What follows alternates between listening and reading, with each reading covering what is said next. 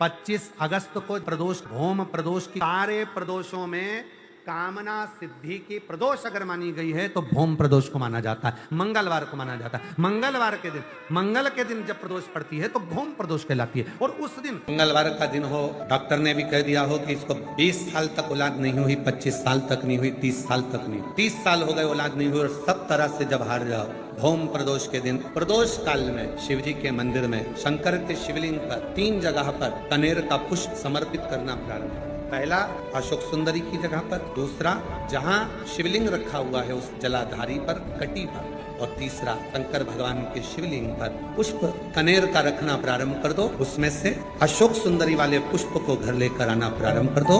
Home प्रदोष के दिन 4 से 5 होम प्रदोष करोगे और एक दिन मेरा बाबा तुम्हारा गर्भ ठहरा देगा और बाबा की कृपा से तुम्हारे घर में संतान। सावन के महीने में प्रदोष का जो दिन आए, 2 प्रदोष श्रावण के महीने के 2 प्रदोष पड़ेंगे। किसी भी प्रदोष पर एक पीपल के पत्ते पर कनेर का पुष्प अपने घर के अंदर रख लीजिए प्रदोष के एक दिन पहले, और प्रदोष वाले दिन उसको बहते हुए पानी में डाल दीजिए। जिंदगी में जो तुम्हारे यहाँ तकलीफ चल रही है, एक उठ रहा है, एक बैठ रहा है, एक बीमार पड़ रहा है, एक ठीक हो रहा है, फिर बीमार पड़ रहा है, फिर ठीक हो रहा है, ये ठीक हुआ, फिर इसको हो गया, फिर इसको कुछ हो गया, फिर किसी को कुछ हो गया, अर्थात शिव का नाम लेकर। और फिर ही ध्यान देना, इस क्रम को करने के लिए आपको तुम रुकेश्वर महादेव का नाम लेना पड़ेगा। कौन से महादेव का नाम बोलना है? तुम रुकेश्वर महादेव, जिन्होंने भगवान शंकर की विरल भक्ति को धारण करा। कथा कहती है प्रदोष के दिन, प्रदोष काल में शिव जी के नाम का स्मरण प्रत्येक को कर लेना चाहिए। और एक नंदीश्वर शिव महापुराण से एक बात सीख कर जाइएगा। अगर आपको लग रहा है कि दुख समाप्ति नहीं हो रहा है, एक बीमारी से उठे दूसरी बीमारी में लग गए, फिर कोई दुख आ गया, फिर कोई दुख आ गया, फिर कोई तकलीफ आ गई, फिर कोई तकलीफ आ गई, बार बार आपको लग रहा है कि दुख पीछा ही नहीं छोड़ रहा, तो नंदीश्वर शिव महापुराण की कथा आपको कह रही है प्रदोष के दिन, प्रदोष काल में 2 जगह दिए लगाना प्रारंभ कर दो। पहला बेलपत्री के वृक्ष के नीचे, पहला दिया प्रदोष काल में, प्रदोष के दिन बेलपत्री के वृक्ष के नीचे, और दूसरा दिया अपने दरवाजे की चौखट के बाहर, मतलब अपन बाहर खड़े होंगे, अंदर की ओर दिया नहीं, बाहर की ओर। एक दिया बेलपत्र के नीचे, देवाधिदेव महादेव से प्रार्थना कर कर, हे शिव शंकर, हे गौरी शंकर, हे शिव, आज प्रदोष का दिन, प्रदोष काल में आप भ्रमण के लिए निकलोगे नंदीश्वर के साथ में, ऐसी कृपा करना, आपके लिए मैंने द्वार सजाया है भोलेनाथ, आपकी दृष्टि मेरी चौखट पर भी कर देना, मेरी जिंदगी सवर जाए। इसलिए 2 दीप स्मरण करो। हाँ, अच्छा इशारा करा है, सब समझ गए हो। जिस दिए को आप लगाओगे प्रदोष के दिन, प्रदोष काल में, एक दिया बेलपत्री के वृक्ष के नीचे लगाया है, और दूसरा दिया जब आप घर में प्रवेश करोगे तो राइट हैंड पर ही लगाएं। कौन से हैंड पर लगाएं? राइट हैंड पर। बहुत बहुत साधुवाद आपको दीदी, धन्यवाद, धन्यवाद दो। उन्होंने इशारा करके बताया कि दिया किस ओर लगाएं, कम से कम अपने को अंदाजा तो लग जावे ना दिया किस ओर लगना चाहिए। साधुवाद था, बहुत बहुत साधुवाद। इसको जागरूक श्रोता कहते हैं, जिनको कथा के प्रति रुचि है और भगवान के भजन के प्रति रुचि है, वो तुरंत भाव से उसको स्वीकार कर ले। तो 2 जगह दीप, पहला कहां पर लगाएंगे? जम के बोलो जरा। बेलपत्री के वृक्ष के नीचे। अब बेलपत्री के वृक्ष को भी समझना, कौन सा वृक्ष होना चाहिए? जो आप खड़े हो, दोनों हाथ ऊपर हो, उस हाथ तक भी उसकी पत्ती को स्पर्श ना हो पाए, मतलब उसकी छाया हमारे पूरे शरीर पर पड़े, तो बेलपत्री के वृक्ष की मूलता का आनंद है। जो छोटे बेलपत्री के वृक्ष होते हैं, छोटे छोटे जो पौधे होते हैं बेलपत्री के, इनको जल डालकर, खाद डालकर सिंचित करो, बड़ा करो, उनको पोषित कर कर, बड़ा कर कर कहीं अच्छी जगह उनको लगाओ। ये नहीं कि छोटी बेलपत्री के पत्ते तोड़ लो या छोटे से पौधे के पत्ते तोड़ लो, वो श्रेष्ठता नहीं है। शिव पुराण कहती है वृक्ष वो होना चाहिए जिसकी छाया हमारे ऊपर है। बाकी के आपके घर में आप बेलपत्री का पौधा लगाते हो, उसको बड़ा करो, बड़ा करने के बाद उसको कहीं अच्छी जगह पर लगाओ जिससे वो बेलपत्री का पौधा बड़ा हो जाए। बड़ा हो जाएगा, हम हैं नहीं हैं, कम से कम वो पौधा रहेगा, वृक्ष बनेगा, वृक्ष बनेगा तो उसकी पत्तियां टूट कर महादेव पर चढ़ेगी, तो हमारा कल्याण अपने आप हो जाएगा। उसमें लगाइए। आप वो बेलपत्री के पौधे को बड़ा करिए, उसको लगाओ, वृक्ष हो बड़ा। तो पहला दिया कहां लगाएंगे? बेलपत्री के वृक्ष के नीचे। और दूसरा, अपने घर में प्रवेश करते समय राइट हैंड में बाहर की। शिव तत्व को जानना करो। कौन से दिन? जम जम के बोलो जरा। प्रदोष के दिन। कौन से समय? प्रदोष काल, शाम का जो समय हो, शाम का समय, प्रदोष काल का समय भगवान को दीप प्रज्वलित कर दिया। शिव तत्व कह रहा है। नंदी ने शंकर भगवान से कहा, आपने वचन दिया था मेरे को, आपने मुझे वचन दिया था, आपने मुझे वचन दिया था भोलेनाथ कि प्रदोष के दिन, प्रदोष काल में नंदी तू मुझे जहां ले जाकर खड़ा कर देगा, उसके आसपास में जहां मेरी दृष्टि पड़ेगी, वो जो मांगेगा महादेव उसकी झोली खुशियों से भर देगा। जिस लड़का लड़की का विवाह 30 साल का हो गया, 35 साल की हो गए, लड़का लड़की 40 साल के हो गए, 35 साल के हो गए, उनका अगर विवाह नहीं हुआ है, बहुत रिश्ते आए चले गए, संबंध आए चले गए, या जो बेटा बेटी चाहते हैं कि हम अच्छा पढ़कर एक नौकरी सरकारी प्राप्त कर लें, कोई ऐसा अच्छा जॉब हमारी किस्मत में मिल जाए, उन बेटा बेटियों से निवेदन करूंगा, यदि आप चाहते हो तो एक प्रयास जरूर करो, एक प्रयास अपनी जिंदगी में जरूर करो। शिवलिंग समझ लेना जरा अच्छे से। शिवलिंग, जलाधारी, गणेश, कार्तिकेय, अशोक सुंदरी, और ये शिवलिंग, और ऊपर भगवान शिव की 5 बेटियां, जया, विषहरा, शामलीवारी, दौतली, देव। 3 प्रदोष या 3 शिवरात्रि। कितनी प्रदोष? 3 या 3 शिवरात्रि। मेरा बेटा बेटियों से निवेदन है, जो अच्छी पढ़ाई कर रहे हैं, मेहनत करो, अच्छा पढ़ो, और मेहनत के साथ में जब कंपटीशन एग्जाम में बैठने का समय आए, 3 स्थान जहां पर आपको, प्रथम अशोक सुंदरी, अशोक सुंदरी की जगह पर जब आप बेलपत्र समर्पित करेंगे तो डंडी का मुख जहां से पानी बहता है उस स्थान पर रखेंगे। दूसरा, शमी का पत्ता, शमी का पत्ता। दूसरा, शमी के पत्र को देवादिदेव महादेव पर जब आप समर्पित करेंगे तो उसका डंडी का मुख भी जहां से जल बहता है उस ओर रखेंगे। और तीसरे नंबर पर है आंख का पुष्प। एक पुष्प होता है आंख का सफेद, और एक पुष्प होता है हल्का सा नीला। करें दर्शन आप लोगों ने? जम के तो बोलो जरा, करें ना? एक सफेद होता है, एक हल्का सा नीला होता है। सफेद आंख का जो पुष्प होता है वो केवल देवादिदेव महादेव का एक स्वरूप होता है, और हल्का सा जिसमें गुलाबीपन, नीलापन होता है वो शिव, पार्वती, गणेश, कार्तिकेय, अशोक सुंदरी, जया, विषहरा, सामरीवारी, दौतली, देव और शिव जी के जितने गण हैं उन सबका प्रतीक होता है। तो तीसरे नंबर का जो आंख का गुलाबी कलर या हल्का नीला सा जो पुष्प होता है, उस 5 पुष्प का गुच्छ मां जगत जननी का जो स्थान है जलाधारी, जहां अगर आप इधर बैठे हो तो उसकी विपरीत दिशा, इधर बैठे हो तो उसकी विपरीत दिशा, इधर बैठे हो तो उसकी विपरीत दिशा, विपरीत दिशा में उस पुष्प को समर्पित करना है।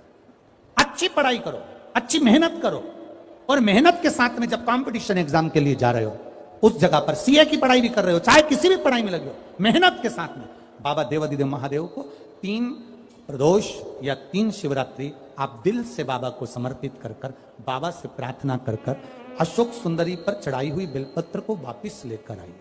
जिस विद्या स्थल पर आप पढ़ाई करते हो, जिस कमरे में आप रहते हो, वहां उस बेलपत्र को 3 प्रदोष की या 3 शिवरात्रि की बेलपत्र रखिए। जिस समय बाबा आपकी नौकरी लगा दे, ये 3 बेलपत्र एक साथ किसी भी प्रदोष पर शिव जी को समर्पित करिए। ये शिव तत्व। आप मेहनत करें, खूब मेहनत करें।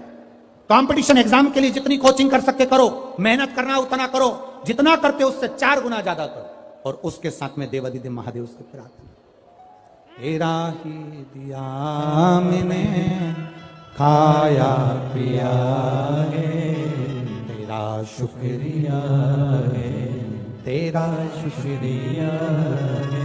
अब जिनका मंगल विवाह नहीं हो रहा, 30 साल हो गए, 35 साल हो गए, 40 साल हो गए, उनके लिए भी वर्णन आता है।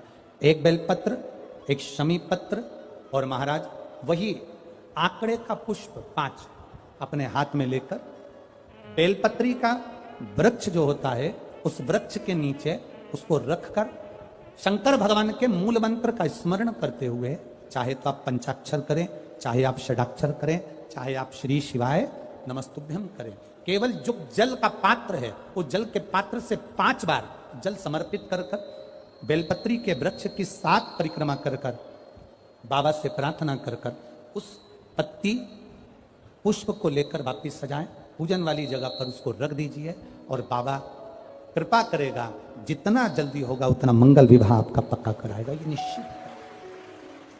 बेलपत्र का पूजन, कहीं दूर जाने की जरूरत नहीं है हमको भगवान को पाने के लिए। तुम्हारे घर के पास में जो शिवालय हो, तुम्हारे घर के पास में जो देवालय हो, हम वहां भगवान की आराधना करें, हम वहां आराधना।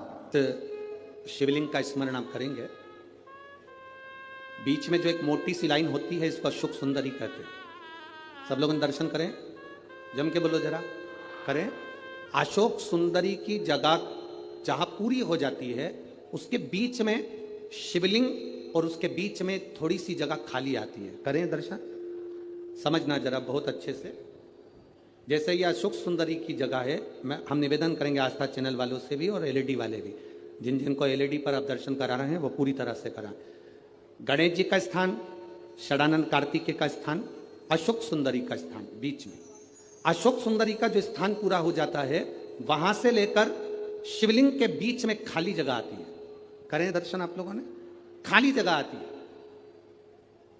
उस खाली स्थान की जो महत्वता है, ये जो अशोक सुंदरी से लेकर बीच में जो जगह है, ये भगवान शंकर की जो धर्म पत्नी है माता पार्वती, उनकी जो योगनियां हैं 64 योगनी, उनकी जो शक्ति पीठें हैं, उनकी जो सिद्धता है, उनकी जो सिद्धियां हैं, ये अशोक सुंदरी से शंकर के शिवलिंग के बीच में जो खाली जगह होती है, इस स्थान पर 64 योगनियां, देवियां, अष्ट सिद्धियां, नवनिधियां सब इस स्थान पर रहती है। इसलिए हमारे यहाँ शिव महापुराण की कथा कहती है, पूर्ण पूजन के बाद अगर कोई नारी, कोई पुरुष, कोई बच्चा, कोई बुजुर्ग अपने मन की बात का स्मरण इस जगह पर हाथ को रखकर, जैसे किसी के हृदय पर हाथ रखते हैं तो दिल धड़कता हुआ स्मरण होता है, उसी तरह यहाँ स्पर्श करेंगे और स्पर्श कर कर जब अपने मन की बात करते हैं तो देवाधिदेव महादेव नंदी के साथ आकर प्रदोष के दिन कार्य की सिद्धता पूर्ण करते हैं।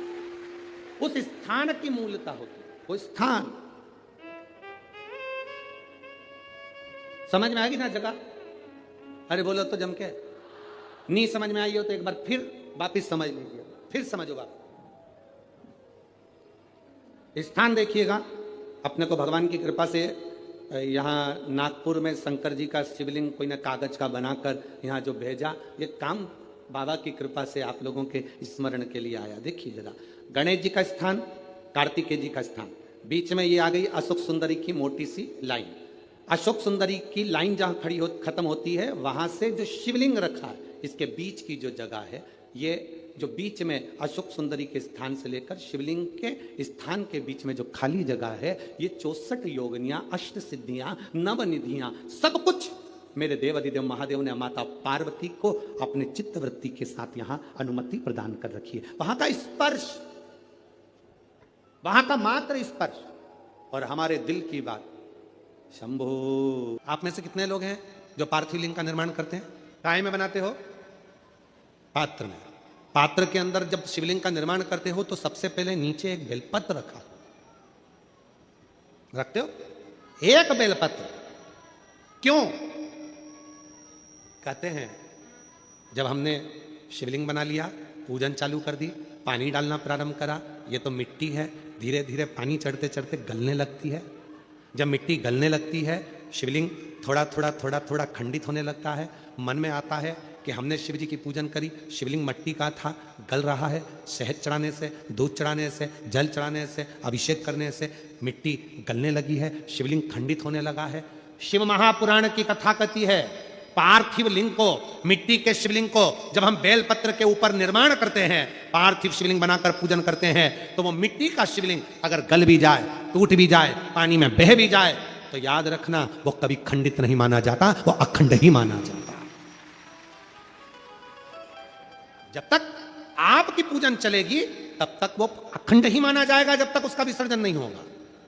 उसकी विसर्जन नहीं होगा तब तक वो अखंड कहलाए। शिव तत्व कह रहा है, भगवान शंकर का पावन चरित्र कह रहा है। एकांबरेश्वर महादेव कांचीपुरम में, तमिलनाडु में, भारत की भूमि पर दुनिया के सबसे विशाल मंदिरों में, जो विशाल मंदिरों की गणना होती है, उन विशाल मंदिरों में सबसे बड़े मंदिर की गणना में कांचीपुरम का, ये तमिलनाडु का मंदिर एकांबरेश्वर महादेव का आता है। एकांबरेश्वर, जहां पर पाषाण का शिवलिंग नहीं है, जहां पत्थर का शिवलिंग नहीं है, जहां सोना और चांदी का शिवलिंग नहीं है, जहां हीरे पन्ने का शिवलिंग नहीं है, जहां पर मिट्टी का पार्थिव शिवलिंग की पूजन होती है। अब जरा विचार करिएगा, गुरुजी क्या बात कर रहे हो? ये पार्थिव शिवलिंग, मिट्टी का शिवलिंग जहां एकांबरेश्वर महादेव के मंदिर में पूजा जाता है, वहां क्या वो शिवलिंग मिट्टी का फटा नहीं होगा? क्या उसमें दरार नहीं पड़ी होगी? क्या वो मिट्टी का शिवलिंग बेकार नहीं हुआ होगा? हम जब पार्थिव शिवलिंग का निर्माण करते हैं तब उस समय उसमें हम बहुत से पदार्थ डाल देते हैं। आप कुछ डालें ना डालें, दो चीजें मिट्टी के अंदर अवश्य डालें, एक मक्खन या दूध या गाय का, जम के बोलो, घी, और दूसरा भस्म। ये दो चीजें क्यों डालना चाहिए? कि शिवलिंग अच्छा बनेगा, शिवलिंग पका रहेगा, दरार नहीं पड़ेगी, उसके लिए डालना चाहिए क्या? ना ना ना, पार्थिव शिवलिंग का निर्माण करने वाले दो चीजों का स्मरण अवश्य रखें। पहला, मिट्टी के अंदर जब हम मक्खन, दूध या गाय का घी डालकर शिवलिंग का निर्माण करते हैं, जिसके घर में वंश नहीं बढ़ता, 20 साल, 25 साल, 15 साल, 12 साल हो गए हों, और जिसके घर में बच्चा ना हुआ हो, हम उनसे भी निवेदन करेंगे कि प्रत्येक प्रदोष, प्रत्येक शिवरात्रि, हर महीने प्रदोष आती है, हर महीने शिवरात्रि आती है, प्रत्येक शिवरात्रि, प्रत्येक प्रदोष को आप मिट्टी के अंदर मक्खन या गाय का दूध या गाय का घी, देसी गाय का मिलाकर शिवलिंग बनाकर उसकी पूजन करना प्रारंभ करें। 1 साल पूरा नहीं होगा, भले 20 साल हो गए होंगे, और आपका गर्भ जरूर फेरेगा, ये निश्चित था। भले 20 साल हो गए, 22 साल हो गए, 25 साल हो गए, डॉक्टर ने मना कर दिया नहीं होगा, फिर भी आप बाबा पर भरोसा, बोल बम का नारा है, बाबा है। आप विश्वास के साथ शिव की आराधना करिए। गाय, देसी गौ माता का दूध, मक्खन, घी, ये हमारे मिट्टी के अंदर मिलाकर जब हम शिवलिंग का निर्माण करते हैं तो हमारा वंश बढ़ता। दूसरा, भस्म। दूसरी चीज क्या है? जम के बोलो जरा, पीछे वाले भी। पहले नंबर पर है मिट्टी में मिलाया गया मक्खन, घी या दूध। दूसरे नंबर पर है, जम के बोलो जल्दी से, भस्म। ये दूसरे नंबर पर। भस्म का प्रयोग शिवलिंग का जब निर्माण करें, पार्थिव शिवलिंग जब बनाएं, मिट्टी में थोड़ी सी भस्म जरूर मिलाएं। भस्म किस चीज के लिए होती है? भस्म किसके लिए धारण कराई जाती है? तो महाराज, शिव महापुराण की कथा कहती है, जब शरीर में कोई बड़ी बीमारी आने वाली होती है, आप एक साधारण सा प्रयोग कर देखिएगा अपने जीवन में। एक साधारण सा प्रयोग, जब आपको लगे कि डॉक्टर ने बोला है कि कोई बड़ी बीमारी का चांस बन रहा है, कोई बड़ी बीमारी होने वाली है, आप थोड़े दिन तक देवादिदेव महादेव का ये शिवलिंग, ये जलाधारी, ये जहां से जल बहता है, गणेश जी का स्थान, कार्तिकेय जी का स्थान, बीच में एक मोटी सी लाइन अशोक सुंदरी, शिवलिंग, जो शिवलिंग रखा है, जो जलाधारी है वो मां पार्वती जी का हस्तकमल, ऊपर से एक एक बूंद जो पानी गिर रहा है, जिस कमंडल में से, जिस जलाधारी में से जल गिर रहा है, वहां शंकर भगवान की 5 बेटियां, जया, विषहरा, शामलीबारी, दौतली और देव, ये भगवान शिव की 5 बेटी। जब आपको लग रहा है कि मेरी जांच होने जा रही है, जब आपको लग रहा है कि मुझे डॉक्टर को दिखाने जा रहे हैं, मुझे लग रहा है कि कोई बड़ी बीमारी ना निकल जाए, अल्ट्रासाउंड करा रहे हैं, एक्सरे करा रहे हैं, उससे पहले घर में अगर थोड़ी सी भस्म रखी है, उस भस्म को जब आप जल चढ़ाने के लिए शिव जी के मंदिर में जाओ, हॉस्पिटल में दिखाने के लिए जांच कराने जाओ, उससे पहले एक काम जरूर करना, शंकर भगवान का जहां शिवलिंग रखा है, उस शिवलिंग के पास में भस्म का लेपन कर कर देवादिदेव महादेव पर 1 लोटा जल समर्पित कर कर उसी भस्म को अपने कलेजे पर, अपने हृदय पर लगाकर देवादिदेव महादेव का पंचाक्षर मंत्र नमः शिवाय, षडाक्षर मंत्र ओम नमः शिवाय या श्री शिवाय नमस्तुभ्यम बोलकर फिर आप जांच के लिए चले जाओ। कोई बड़ी बीमारी तुम्हारी जिंदगी में निकल ही नहीं सकती।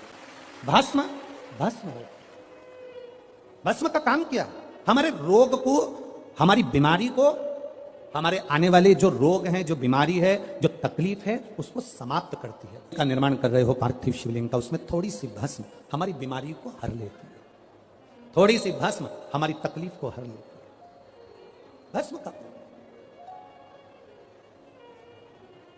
चपटी भभूत में है खजाना कुबेर का। शिव के शरीर से, भगवान देवाधिदेव महादेव के तन से लगी हुई भस्म साधारण नहीं है।